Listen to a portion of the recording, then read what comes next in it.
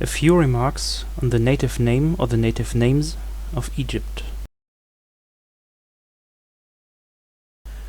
When we busy ourselves with ancient Egyptian phonology, we are usually confronted with one disadvantage of the hieroglyphic writing system, and that is the absence of vowel signs.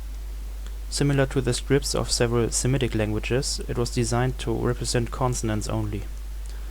This is why Egyptologists, when talking about a specific grammatical form or word, use a conventional pronunciation, turning some consonant signs into vowel signs, like pronouncing the W or the W as U, and the consonant Ein just as A, and also putting a short between the other consonants where necessary. So for example, NFR, beautiful, is just pronounced Nefer. Nevertheless, there are sources on the original vowels of ancient Egyptian. One source is the Coptic language, which is the latest historical stage of Egyptian. Using a modified form of the Greek alphabet, it has the capability to represent vowels. Another source are cuneiform writings of Egyptian words and names, for example in the Amarna letters, or the Egyptian-Hittite peace treaty of Ramesses II.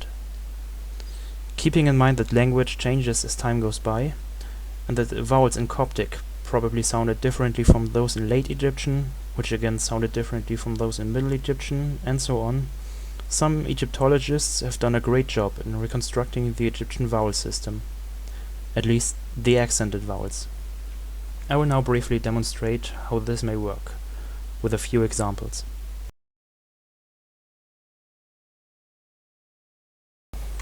The first example is a personal name. It's the name of this young man here. This is how his name is written in the hieroglyphic script, and here we've got the transliteration together with the conventional pronunciation Tut Ankh Amun, living image of Amun. Concerning this name, we are very lucky because each of these three words is attested in Coptic, and here they are. Twot, meaning statue, One, meaning life or to live, and Amun, the name of Amun. This is also because the name Amun is attested like this. That's why the conventional pronunciation also pronounces it Amun. Because if you look at the transliteration, this name is transliterated as Y-M-N, which in the conventional pronunciation should usually be Imen. But Egyptologists tend to use the name Amun as it is attested in Coptic. Now, knowing the reconstructed vowel system, we can reconstruct the sound of each of the three words as such. Twate A'anr Amane. And that's how his name was probably pronounced in the time of the New Kingdom. Twate A'anr Amane.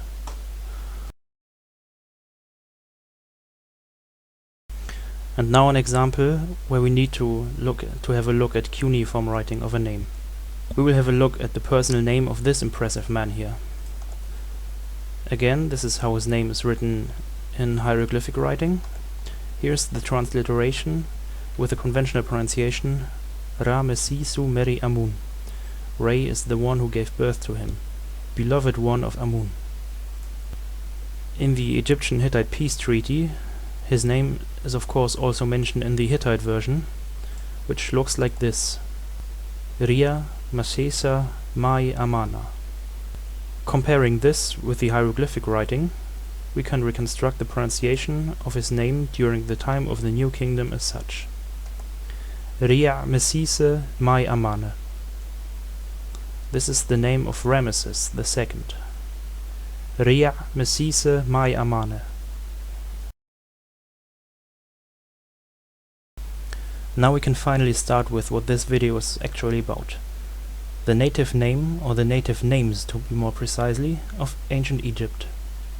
We will start with the most famous one. This is what it looks like in hieroglyphic script, and it is transliterated as km.t, usually pronounced Kemet. You might have heard or read this one. It is derived from the verbal root kmm. The verb was probably pronounced kmam. It is attested as kmom in Coptic and means to be black. So Kemet means the black land. In Coptic, this name is attested as Kême. And the rules of that reconstructed Egyptian vowel system say that E usually goes back to long U. There are exceptions in certain consonantal environments, but usually it goes back to U. So we can reconstruct the name of Egypt during the time of the New Kingdom as Kûme. We can also go further back in time, until a time where the T was still pronounced. Then it was Kúmat. Also considering comparison with the Semitic languages, which have the same feminine ending, the feminine T, we could take an educated guess and say, at some point of Egyptian history, that unaccented vowel was A. So the country's name was Kúmat. So here you go. Kûme, probably from an older Kúmat, and at some point of history the pronunciation shifted to Kême. There are also alternative names for Egypt. One of them is this, Tamri, the beloved land. These two words are also attested in Coptic, to, land, and merit, with this additional T ending, beloved. So the pronunciation was pretty similar, by coincidence, to the conventional pronunciation, Tamri. The other name for Egypt, Tawi, the two lands, meaning Upper and Lower Egypt. Since this dual ending is not attested in Coptic, you will have to take an educated guess on how it was pronounced. So I made it Tawai, based on the Semitic dual. Now in the end, let's also have a quick look at the English name Egypt. As you might know, it comes from the Greek name Aegyptos, which is already attested in Mycenaean Greek in the Linear B script as Aegyptios. This is an Egyptian name, but not for the whole land of Egypt, but for the town of Memphis. It means home of the Ka of Ptah, and is conventionally pronounced Hut-Ka-Ptah. This name is also attested in Akkadian cuneiform as Rikub-Ptah, and also in Ugaritic as, well, here the final ha is missing, so it is probably Hikubt or Hikubta. Comparing these sources, we can reconstruct the pronunciation of this name as Hikubtah. So, when we say Egypt, we use the Egyptian name for Memphis in a Greek form, Hikubtah, Aegyptos.